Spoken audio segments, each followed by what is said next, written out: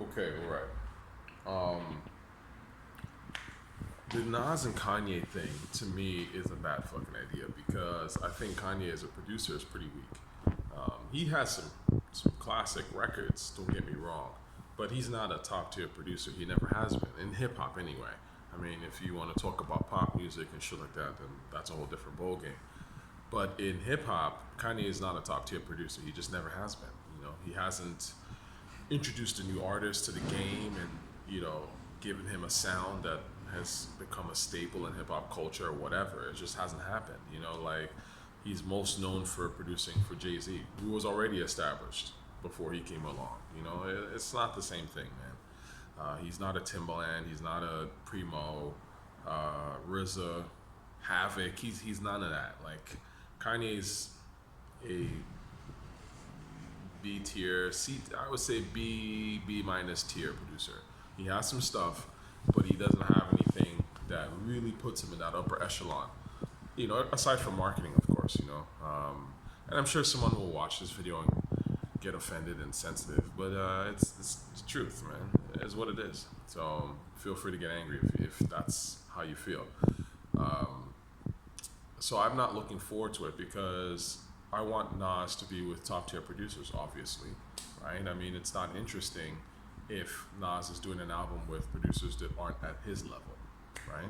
I mean, Nas is arguably the greatest rapper ever, one of, right? And why would I want him with subpar beats? I mean, like there's a whole marketing thing going on right now with Daytona and Kanye's album. I think I've heard two tracks off Daytona. Shit was weak. I didn't hear the Ye album because I refused to give Kanye, streams.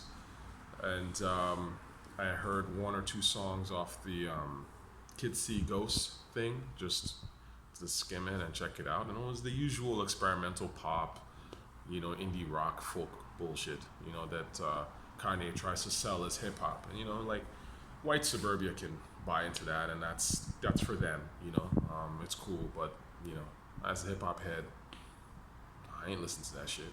That shit doesn't really have any energy to it. It's just kind of, I don't know. It's like pop music. It's this, it's not really for me. So I'm not looking forward to it. I think Nas is kind of making a misstep because again, it's not like Kanye is a new producer on the scene.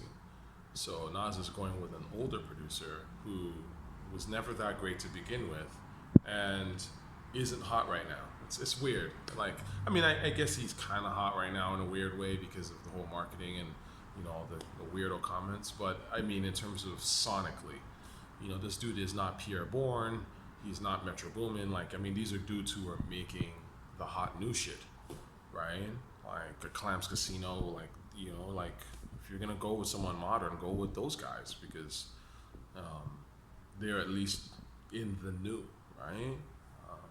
But if you're gonna reach back to older dudes, then why not reach back to Primo? Like, see, that's the thing that's weird to me about this whole thing. It's like you're gonna reach back to old producers. Why are we looking at Kanye? He's not that great. He's literally not that relevant. And Kanye, anyways, has ghost producers who make beats for him, and they're not that great either. So it's a weird pairing. I will give Kanye credit for Papa Was a Player. That was the best beat he ever gave Nas, and that's a good song. Good song, you know. I would definitely give him credit for that. But again, that's a great song, but it's not up there with Represent or Nas's Like or The World Is Yours. I mean, we know this already. So why him? Shit, I'd rather Nas get with like Hilly Hill or something. And look up Hilly Hill. He's the guy who did the beat for Purple. I think he did the beat for Purple. Or Black Zombies, one of the two. He also did the beat for the one song with Nation, Level 7. Now that's a fire ass beat, right? Like this dude's made more dope beats for Nas than Kanye has. And he's a random nigga, you know what I'm saying? From Queens, I think. He might be from Queens. So again, it's like, why Kanye, you know? But whatever. I mean, maybe they're friends or some shit. And of course, Kanye needs this kind of shit for clout because that's always how these pop sort of struggle hip hop personalities do. You know, they'll always try and, you know, reach into the old school and the respected people to for clout. You know, but at the end of the day, they're selling pop music. They know it, and I know it.